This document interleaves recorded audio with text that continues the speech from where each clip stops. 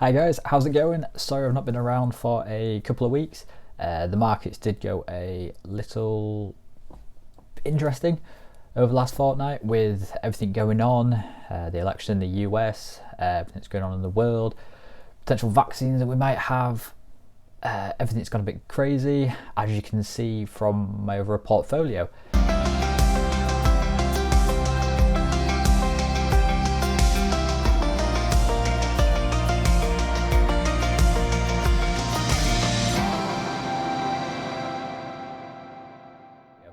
The last video I made was right around here-ish, I believe. Obviously this is the whole portfolio, not just my my dividend portfolio, so it's not quite exactly right. But I know I'd done the last video and then we had a nice big dip, and I thought we were selling off again like we were in March. I was fairly confident it wasn't going to be as bad, but I was prepared for it to keep coming a bit lower, which it didn't do, and it's been going in the right direction since. And currently on the dividend reinvestment portfolio, I've got a 6.87% gain so far, which is up from the last video that I did, so I'm quite happy with it. So one of the reasons for the lack of videos and updates on the portfolio for the last 2 weeks is because I haven't done anything. There are a couple of companies that I've added in that will be added to on the next round of investment, which is scheduled for the 20th.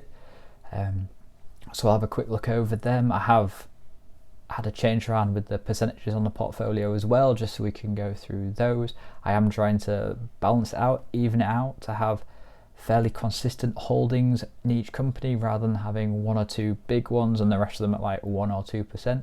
I'm hoping to get everything in and around between sort of 1 to 6% range, which I'm nearly at there as well.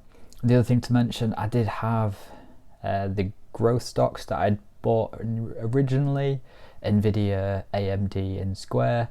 These are almost phased out. They're down to sort of 1 or 2% as well, so by the end of the year they'll be gone. I think this needs to become a full dividend pie, and with them there, it isn't staying true to what I set this pie up for in the first place. So as we can see, for one thing, this was a dividend pie.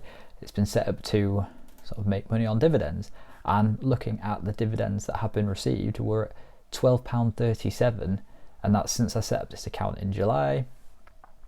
Obviously most of these were paid sort of in the month of September and October. However, just with a quick calculation, it is currently only at a 0.7% return, which again since July is fine, and that's just on cash dividends. That doesn't take into account the actual financial gains that the companies have made as well. So we could just add that on to the 6.82% we're running at now, which would make it a slightly better return than what originally it was generating. So if we just have a quick pop onto the actual pie itself, you can see here that things have changed around. I know Rio Tinto used to be top of the list. That's been bumped down slightly. I've moved Games Workshop to the top. Games Workshop has been doing well. It's not doing as well as it was before, but I still think it's going to perform well.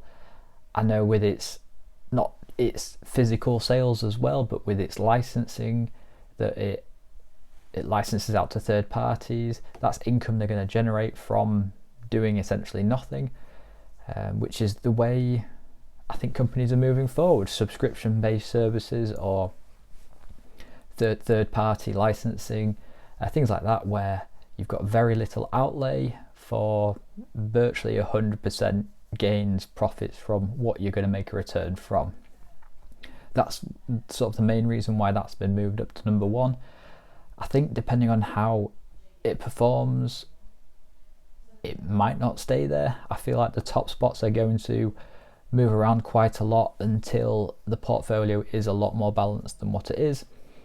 But for now, I say it's only been 4 or 5 months since I set up this account, and it's only been in the last 2 weeks that I've set it up as a regular investment, so it's not really been running long enough to be able to determine whether or not certain companies are performing better or worse than the others. And with this being a dividend growing portfolio, essentially what it comes down to is the companies that are going to pay the best dividend are going to be at the top of that list. So as we can see now, there are 30 holdings. 30 was my target for the pie. There are 3 companies that I've added in that I'm yet to invest in currently, and obviously with the 3 growth stocks, they'll be coming out, so there are 3 more companies that I'll be adding in. That might be this year, it might be sort of beginning of next year. Hopefully it's going to be this year. I know I've said that I'll remove the 3 growth stocks by then, so I will need something to replace them with, just to keep it at the sort of 30 companies that I was hoping for. So if we go through the 3 new additions first, and then I'll have a quick look at the big gainers and big losers currently, and I'll have a quick discussion as to why I think they've gone like that. So the first new addition is Reckitt Benckiser. These are a multinational Anglo-Dutch consumer company.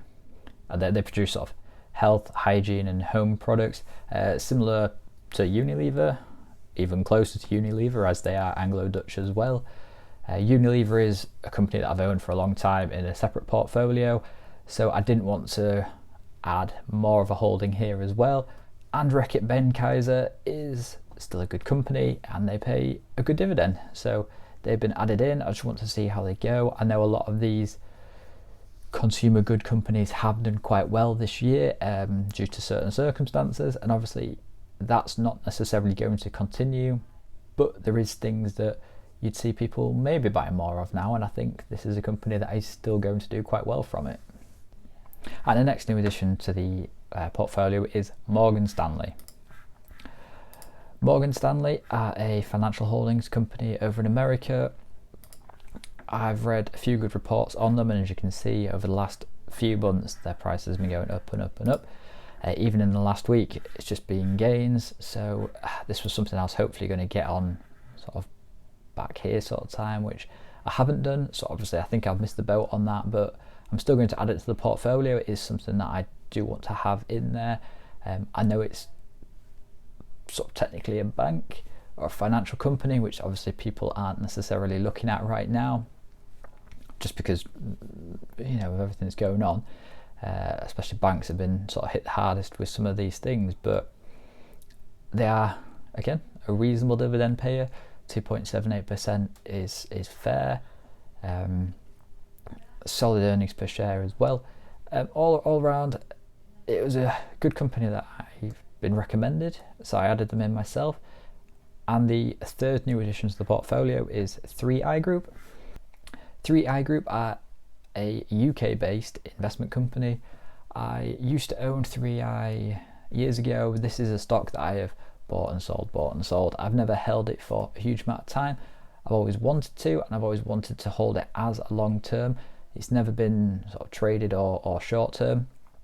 And yeah, I think they are a well put together sort of private equity company, and like I say, I've always liked them, I've always come back to them, and I feel like this is going to be a reasonably good addition to the portfolio, hopefully.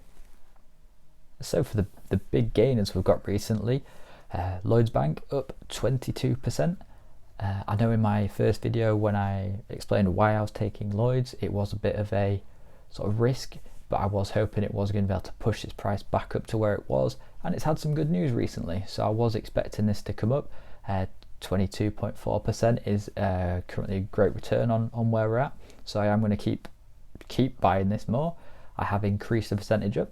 It's at 4%. I know it was at 3 before, so you know, 1% difference is still making quite a bit of difference to the overall portfolio. Next best gainer is Seagate. If you don't know Seagate are a technology company that build sort of portable hard drives and storage for electronic devices. You've probably seen them in the shops before if you didn't know who they were. They're at 21.12%. Again, that one's doing really well. Like I said in the last video, you know, people are working from home, people need more portable storage, people are buying these to need them and use them. So something I'm quite happy with as well. And the third highest gainer we've had recently is Persimmon. Persimmon is a UK-based home builder. In the UK, there's been a big push on house buying. The stamp duty has been frozen or cut for a lot of buyers, so it is pushing that 15.88% up at the moment, which is what I'd expect from this. Whether home buying will still see this push, as obviously the stamp duty ends in March next year, so that goes back to normal. Whether or not this momentum will carry on, obviously the sort of furlough job retention schemes are sort of ending around about the same sort of time, so we'll have to see whether or not home buying is still going to be as powerful as it is right now.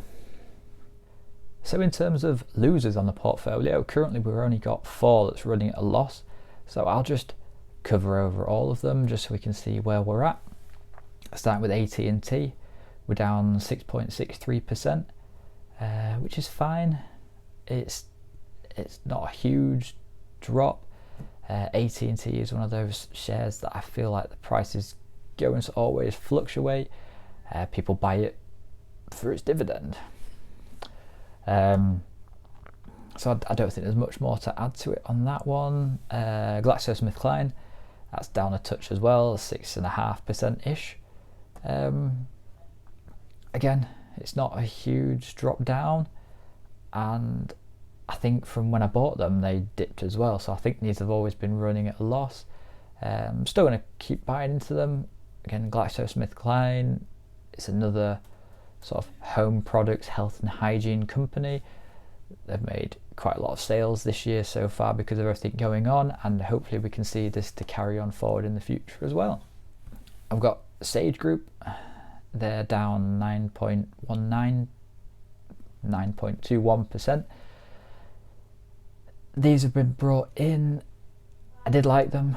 A lot of things that I saw, people were pushing these as a sort of a UK based sort of dividendy company, so I'd added them in. These are this is a company that I am going to keep watching and determine whether or not I'm going to keep it or not. It is currently 3% of the portfolio so far.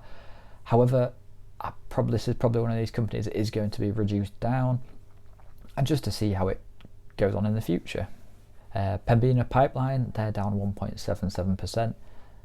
That's down virtually nothing. It's still running at there or thereabouts what I've invested, so that's fine. It's still paying its monthly dividend, which is what I brought it in for, so if that price keeps coming up and down, I don't mind too much. And then we've got DCC, 14.47% drop. That's one of the main reasons why it's been reduced to 1% of the portfolio, just because if I can average that down in the portfolio, then hopefully that loss will be offset a bit by the gains I'm making elsewhere. So that is the dividend reinvestment portfolio update. Not a huge amount's gone on. Obviously, as we can see, there was a lot going on over the last couple of weeks, but now we're heading back up in the right direction, which is a sort of way we wanted to go. This was negative for a while, which I was fine with because I knew it would come back. And if we want to just have a quick check over what dividends we may or may not have received recently, we've had Realty Income Pay, One OK Pay, British American Tobacco Pay, AT&T and Games Workshop. They're the most recent dividends we've had. There's probably not going to be as many moving towards the end of the year now. We'll be looking at sort of next year before more are paid out now. Like I said, it's quarterly or 6 months. A lot of people have paid in September. So we are going to be looking at dividends sort of maybe December or January time. So we'll check back then. And just as one thing, if you've enjoyed this video, please leave a like. It helps to share the content around with other people. So if you enjoyed it, hopefully we can share it with other people. Please leave a comment below if you think any of the companies that are invested in are good, bad. If there's anything you invest in that I've missed that you want me to have a look at, please put it in the comments below. I read and check every comment, so if you do mention a company, I will look into it for you. And if you want to see more from me, please click that subscribe button just so you get kept up to date with all the new videos that I make, so you don't miss a new upload, and we've got plenty more coming soon. So in the meantime, learn, invest, success.